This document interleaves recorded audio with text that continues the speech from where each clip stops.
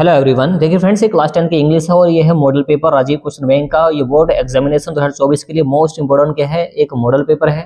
तो देखिए, जैसे कि आपको पता है कि 3 घंटे 15 मिनट इसको सोल्व करने के लिए दिए जाएंगे आपको पेपर में, और 70 नंबर का पेपर होगा। और शुरू में मिलेंगे आपको 20 नंबर के ऑब्जेक्टिव क्वेश्चन MCQ। तो देखिए, शुरू में आपको मिलेगा पैसेज, और पैसेज में दे रखा है क्वेश्चन 1 से लेकर 3 तक की read the following passage. Passage को ध्यान से पढ़िए एंड चूज और चुनिए द करेक्ट ऑप्शन, करेक्ट वाले ऑप्शन को चुनिए।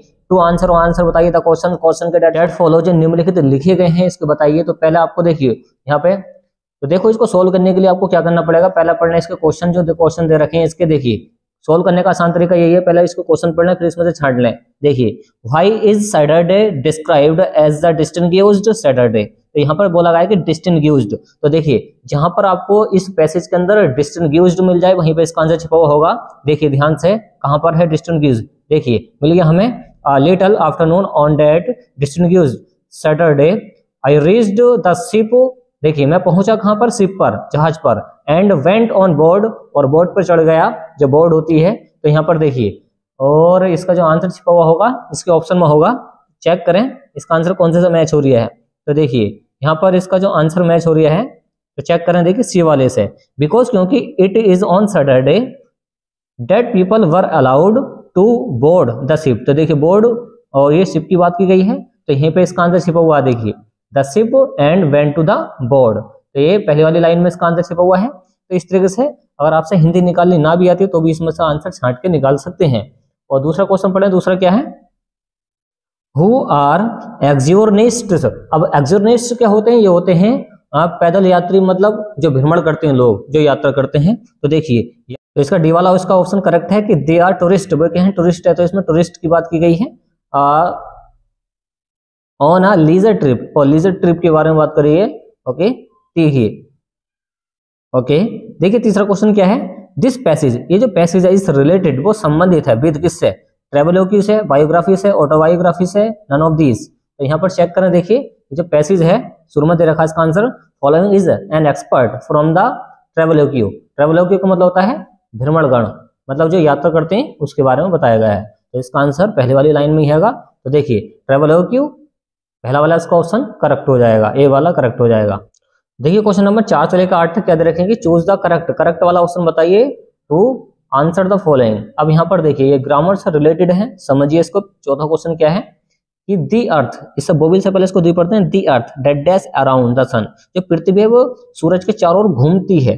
तो प्रेजेंट का इंडेफिनिट सेंटेंस किससे बनता है, जब वर्ब में आ जाता है एस या ईएस। तो पहला वाला करेक्ट होगा, रिवॉल्व्स, चारों ओर घूमती है। जो पृथ्वी है वो सूरज के चारों ओर घूमती है, तो पहला वाला करेक्ट होगा। पांचवा क्या है उसको देखें, इफ यू राइट, यदि तुम लिखते हो, इफ यू राइट, यदि तुम लिखते हो बुक, एक किताब, तो यू आर, तुम क्या कहलाओगे, ऑथर लेखक कहलाओगे, सिंगर कहलाओगे, डांसर कहलाओगे, नॉन ऑफ दिस इनमें से कोई नहीं, तो आप कहलाओगे लेखक। कौन, लेखक, तो ऑथर इसका करेक्ट है। ओके छठा क्वेश्चन समझे, छठा क्वेश्चन क्या है इसके अंदर, देखिए इसको अरेंज करके लिखना। अरेंज करने का मतलब ये है कि पहला देखना सब्जेक्ट क्या है, फिर वर्ब क्या है, हेल्पिंग वर्ब क्या है। इस टाइप के जो सेंटेंस बनते हैं वो होते हैं रीऑर्डरिंग सेंटेंस, रीऑर्डरिंग, ऑर्डर से लगाना होता है इसको। तो देखिए इसमें सब्जेक्ट क्या है, तो सब्जेक्ट है इसमें स्टॉर्म, तो स्टॉर्म होता है तूफान। फिर आएगी हेल्पिंग वर्ब, और हेल्पिंग वर्ब क्या है इसमें, वर्ब, तो स्टॉर्म वर्ब। अब आएगी वर्ब की थर्ड फॉर्म सीन, तो स्टॉर्म वर्ब सीन, तूफान देखा गया था।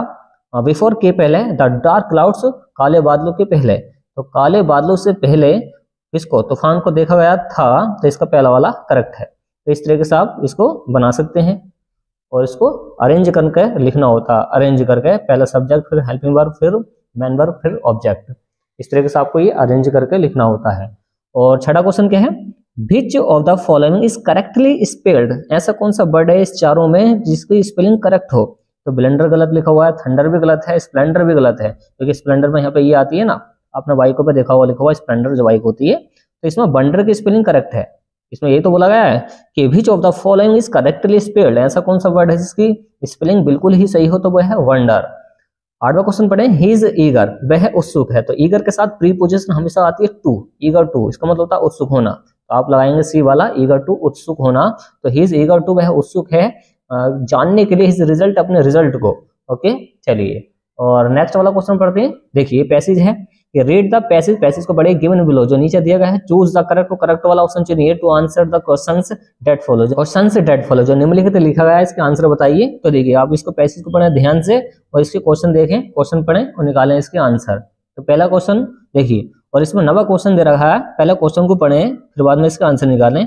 The freedom of the author, लेखक के अनुसार जो फ्रीडम होती है आजादी, हु वॉज ब्लैक, किसके लिए ब्लैक मानी जाती है, वॉज, तो चेक करें, कर्टेल्ड आ रखा है, सेकंड आ रखा है, अपोज्ड आ रखा है और सपोर्टेड।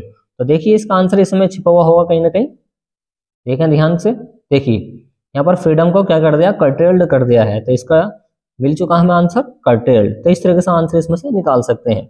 10वां पढ़ें, द ऑथर, दी ऑथर जो लेखक है, फेल्ड उसने महसूस किया द ग्रेटर हंगर, बहुत ज्यादा भूख महसूस करी है, जहां पे देखिए हंगर होगा वहीं पे इसका आंसर होगा। तो चेक करें इसका आंसर कहाँ पे है, देखिए आ गया hunger, hunger for my own freedom became the greater hunger for the freedom my people, लोगों के लिए बात की गई है, तो लोग इसमें आए हैं, चेक करें, देखिए the freedom of his parents, the freedom of his people, लोगों की बात करी है, देखिए लोगों की बात करी है तो पीपल इसमें आ रखा है, तो बी वाला इसका करेक्ट होगा, the freedom of his people. अगर आपसे इसकी हिंदी नहीं आती तो भी इसमें से आप इसका आंसर छांट सकते हैं। ओके, आसान होते हैं ये। चलिए नेक्स्ट वाला पढ़ते हैं। देखिए अगर आपने ये क्वेश्चन पढ़े हैं उसमें किताब के अंदर, तो आप इसको आराम से लगा सकते हैं कि हाउ मच मनी, कितने पैसे की जरूरत थी, डिड लैंचो को आस्क, जो उसने मांगे थे इस बार से, तो उसने मांगे थे 100 पैसोस, 100 पैसे मांगे थे। और 12वां क्वेश्चन क्या है, what was Mahatma Buddha's early name, what क्या था महात्मा बुद्धा, महात्मा बुद्धा का जो पहला नाम क्या था वो क्या था, सीधा था, सादा था, सिद्धार्थ था, सिद्धार्थ था, तो सिद्धार्थ था, सी वाला इसका करेक्ट है। और 13वां क्वेश्चन क्या है उसको समझे। 13वां क्वेश्चन देखिए, व्हाट वाज वल्लीज एज, वल्ली की उम्र क्या थी, जो वल्ली थी उसकी उम्र क्या थी, जो वल्ली थी 8 साल की थी वो, तो 8 years old।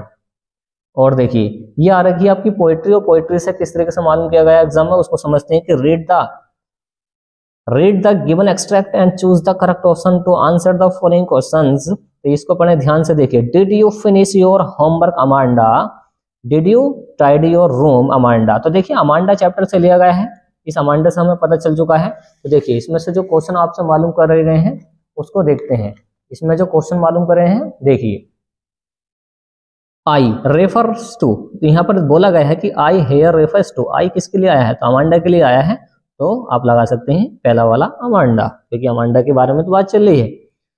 Amanda is suppose to finish, Amanda किस चीज को फिनिश करना चाहती है, तो फिनिश किस चीज को करना चाहती है, तो देखिए होमवर्क को, ये देखिए इसका आंसर ये है, अमांडा किसको, देखिए फिनिश योर होमवर्क, तो होमवर्क को फिनिश करना चाहती है अमांडा, तो इसका आंसर आपको मिल चुका है। ओके चलिए लगाइए, तो इसका आंसर हमें मिल चुका है, कौन सा वाला इसका आंसर है, देखिए हर होमवर्क। अब देखिए क्वेश्चन नंबर 16 क्या है, तो देखिए ये सप्लीमेंट्री से रिलेटेड है, अगर सप्लीमेंट्री अगर आपने पढ़ी तो आराम से इसको लगा सकते हैं। तो देखिए आसान है question, what was ट्रिकीज actual problem, what was ट्रिकीज, tricky की असली समस्या क्या थी, एक्चुअल का मतलब होता है असल, समस्या क्या थी, बुखार आ गया था, मलेरिया हो गया था, मेलन्यूट्रिशन कुपोषण हो गया था। डी वाला इसका ऑप्शन दे रखा है कि vomiting because of excess food, क्योंकि उसको उल्टी हो रही थी ज्यादा खाने से, तो इसका डी वाला करेक्ट है, उसकी जो मेन प्रॉब्लम थी वो यही थी। और क्वेश्चन नंबर 17 क्या है वो देखें, व्हाट वाज द नेम, क्या नाम था, ऑफ द शॉप, उस दुकान का, उस दुकान का नाम क्या था, इन विच जिसमें अनिल लिव्ड, अनिल रहता था, इन अ रूम के अंदर, तो जुमना स्वीट शॉप था। तो देखें इसका ऑप्शन कौन सा, जुमना स्वीट शॉप, हाँ सी वाले में है इसका आंसर। और 18वां पढ़े, 18 क्या है, द तहसीलदार टोल्ड रामलाल, जो तहसीलदार आया था रामलाल के घर पर, तो उसने क्या बोला था, उसने ये बोला था कि अपने लड़कों को स्कूल को भेज दो पढ़ने के लिए, तो सेंड देम टू स्कूल, कि उन्हें भेज दो कहाँ पर, टू स्कूल, पढ़ने के लिए स्कूल को, तो इसका पहला वाला करेक्ट होगा।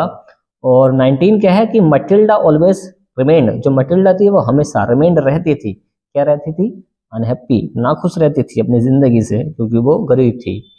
और 20वां क्वेश्चन क्या है, देखिए the writer of the lesson, lesson का जो राइटर है, लेखक है, the making of a scientist, making of scientist का वो कौन था, वो था Robert W Patterson, Robert W Patterson, इसका पहला वाला करेक्ट होगा।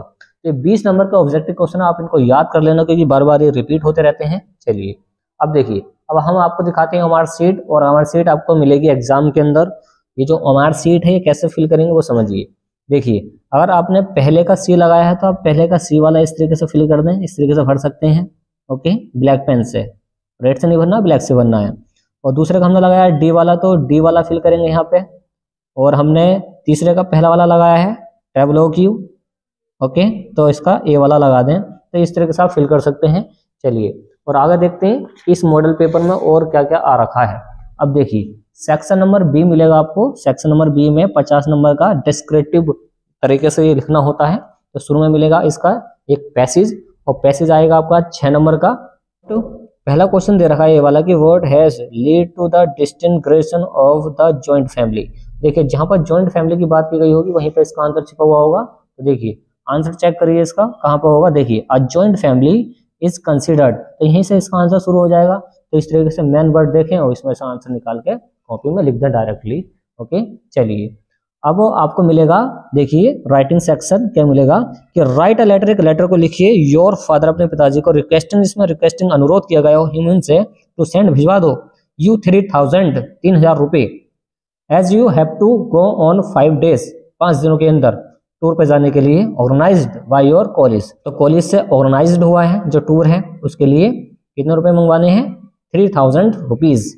अगर आपसे ये नहीं हो रहा तो यह वाला कर सकते हैं, क्या है राइट एन एप्लीकेशन, एक एप्लीकेशन को लिखिए टू द प्रिंसिपल, अपने प्रिंसिपल को, जिसमें रिक्वेस्टिंग की गई, अनुरोध किया गया हिम उनसे, to grant you full concession fee, तो फीस को माफ कराने के लिए, कंसेशन कराने के लिए एक क्या लिखनी है, एप्लीकेशन लिखनी है, एक एप्लीकेशन लिखनी है अपने प्रिंसिपल को। तो आप ये कर सकते हैं। ओके अब आता है क्वेश्चन नंबर 3, क्या है कि राइट अ रिपोर्ट, मतलब एक ऐसे लिखना है 80 से 100 वर्ड्स के अंदर। तो आप ये लिख सकते हैं। अगर आपसे ये नहीं हो रहा तो आप हेडिंग वाला कर सकते हैं। देखिए राइट एन आर्टिकल, एक आर्टिकल को लिखिए on the price distribution, price distribution पर इन अबाउट 80 वर्ड्स या 100 वर्ड्स, मतलब 80 से 100 वर्ड्स के बीच में लिखना आपको। तो इंट्रोडक्शन में लिखना है, रिसेप्शन में लिखना है, कल्चर में लिखना है, और थैंक्स बाय प्रिंसिपल, मतलब ये हेडिंग बनानी है, इसमें थोड़ी थोड़ी करके लिखनी है। अब आता है ग्रामर बेस्ड क्वेश्चन। क्या है ये ग्रामर बेस्ड है। क्वेश्चन नंबर 4 है कि right rewrite the following. Question number 4 का ये है कि rewrite the following sentences by changing into indirect speech. इसको इनडायरेक्ट स्पीच में चेंज करना आपको। तो अगर डायरेक्ट इनडायरेक्ट आपने सीखे हैं तो आराम से कर देंगे। देखिए इसमें रखा कि my father said to me, मेरे पिताजी ने मुझसे कहा। तो सेड टू को टोल्ड में चेंज करते तो माई फादर टोल्ड मी। अब यहाँ पर क्या है इंट्रोगेटिव सेंटेंस है, तो सेड टू का टोल्ड नहीं होगा, अब होगा आस्क्ड मी। अब आएगा टू, अब ये इंट्रोगेटिव है, इंट्रोगेटिव का चेंज करना पड़ेगा आपको अफर्मेटिव में। तो इसका रूल आपको आने चाहिए तभी आपके साथ हो पाएगा। तो इसका रूल आपसे आने चाहिए तभी आपसे हो पाएगा।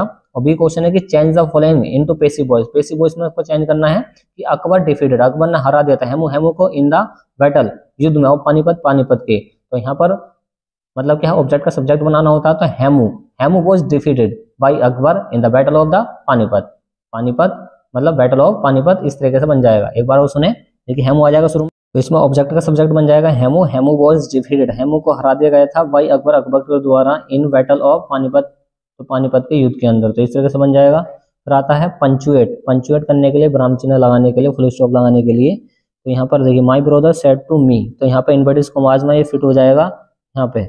अब बन जाएगा you should not waste your time on Sunday, Sundays. तो संडे गलत लगा हुआ है, मतलब ऐसे नहीं आएगा इसमें, तो इसको सही करके लिखना होता है सेंटेंस को। फिर आता नेक्स्ट वाला क्वेश्चन, यह आता है ट्रांसलेशन। जैसे इसमें आ रखी है translate the following into English, English में चेंज करिए। जैसे एक ईमानदार व्यक्ति सदैव न्याय और सच्चाई के पथ का अनुसरण करता है, तो प्रेजेंट का इंडेफिनिट सेंटेंस है। और आपने सेंटेंस सीखने तो आराम से इसको ट्रांसलेशन कर सकते हैं। तो एक ईमानदार व्यक्ति क्या होता है, एन ऑनेस्ट मैन ऑलवेज, तो एक सच्चे पद का अनुसरण करता है, मतलब उसको फॉलो करता है। तो इसके सारे के सारे मीनिंग और स्ट्रक्चर याद होने चाहिए, आराम से कर सकते हैं। अगर ये नहीं आते हैं आपसे तो बता सकते हैं, फिर इसको हम शॉर्ट ट्रिक से बताते हैं। फिर देखिए फिर क्या आता है 5वां question, answer the following question in about 30 to 40 words. 30 से 40 वर्ड्स के अंदर आपको 30 से 40 वर्ड्स के अंदर आपको इसका आंसर लिखने हैं। पहला क्वेश्चन रखा कि हाउ डिड लैंचो, लैंचो ने कैसा फील, महसूस किया, व्हेन, जब, इट बिगन टू रेन, जब बारिश होने लगी थी। ये वाला आ रखा है, ये वाला कर सकते हैं what according to Mandela, Mandela के अनुसार इज ट्रू फ्रीडम, असली आज़ादी क्या है, तो ये वाला कर सकते हैं। या फिर ये वाला कर सकते हैं व्हाट मेड वल्ली, वल्ली ने क्या sad on her return journey, तो वल्ली क्यों दुखी हो गई थी जब वो जर्नी से वापस आ रही थी। ये सारे क्वेश्चन आपने याद कर लिए होंगे, आप इसको बना बना के भी लिख सकते हैं। ओके, छठा क्वेश्चन क्या रखा कि answer any one of the following in about 60 words. 60 words के अंदर आपको ये लिखना है क्वेश्चन का आंसर कि how did Siddhartha Gautam get enlightenment, how कैसे सिद्धार्थ जो गौतम थे उनको कैसे ज्ञान की प्राप्ति हो गई थी। इनलाइटनमेंट का मतलब होता है ज्ञान की प्राप्ति हो जाना। अगर ये नहीं होता तो आप ये वाला कर सकते हैं, ये वाला कि व्हाई डिड ही नेम, उसका नाम क्यों रखा गया था द बिग ट्री, एक बड़ा पेड़, as the Bodhi tree, Bodhi tree. तो बोधि ट्री इसका बाद में नाम रख दिया था चेंज करके जब इनको ज्ञान की प्राप्ति हुई थी। बी वाला कर सकते हैं, क्या रखा है इसमें, what are popular theories regarding the descent of the people of Coorg, Coorg के बारे में क्या थ्योरीज थी पॉपुलर प्रसिद्ध वाली, आप ये वाला कर सकते हैं। अब आता है 7वां question, what would the tiger do in forest, जो टाइगर होता है वो फॉरेस्ट में क्या करता है, तो इसको 40 वर्ड्स के अंदर आपको लिखना है। और ये वाला कर सकते हैं कि राइट 4 लाइन, 4 लाइनें लिखिए ऑफ एनी पोएम, अपनी पोएम के डिस्क्राइब्ड इन योर सिलेबस, जो आपके सिलेबस में हो उसकी 4 लाइनें आप लिख सकते हैं। या फिर इसकी जगह देखिए आप ये कर सकते हैं, फिर ये वाला कर सकते हैं, आपको 4 लाइनें तो लिखनी पड़ेंगी पोएम की। 8वां क्वेश्चन क्या रखा है कि right the central idea, central idea लिखिए ऑफ द पोएम, अपनी पोएम का, ऑफ द फॉलोइंग पोएम, जो निम्नलिखित पोएम है इसमें से किसी पे भी सेंट्रल आइडिया लिखिए। फायर एंड आइस पर लिख सकते हैं, फॉग पर लिख सकते हैं, ट्रीज पर लिख सकते हैं, किसी पे भी इसका आंसर बना के लिख सकते हैं। मतलब एक ना एक तो सेंट्रल आइडिया याद होना चाहिए। 9वां क्वेश्चन आ रहा था, 9वां क्वेश्चन क्या रखा है देखिए, answer any one of the following in about 30 to 40 words, 30 से 40 वर्ड्स के अंदर फिर से इसका आंसर लिखना है। ये short answer, why was he chosen, उसने क्यों चुना था, व्हाई हरि सिंह को, as he new victim, new victim के रूप में। बी वाला रखा है, वर्ड वाज सो स्ट्रेंज, इतना अजीब क्यों लगा था, अबाउट द फर्नीचर और मिसिस हॉल को, जो फर्नीचर था उसके घर में उसको अजीब से क्यों लगा था। तो ये शॉर्ट आंसर है, ये कर सकते हैं। ये लॉन्ग वाला रखा है कि answer any one of the following 60 word, 60 words में आपको केवल एक ही आंसर लिखना। देखिए भोली वाला मोस्ट टाइम पे इसको जरूर तैयार करना है। ये जो भोली वाला आ रखा है क्वेश्चन कि give a correct sketch of भोली, भोली का चरित्र चित्रण कीजिए। ये वाला क्वेश्चन आपको जरूर तैयार करना, ये वाला क्वेश्चन आपको जरूर तैयार करके जाना बोर्ड एग्जाम के लिए। तो चलिए पूरे मॉडल पेपर के बारे में हमने बता दिया है। तो इस तरीके का अगर वीडियो आपको चाहिए तो आप चैनल को सब्सक्राइब कीजिए।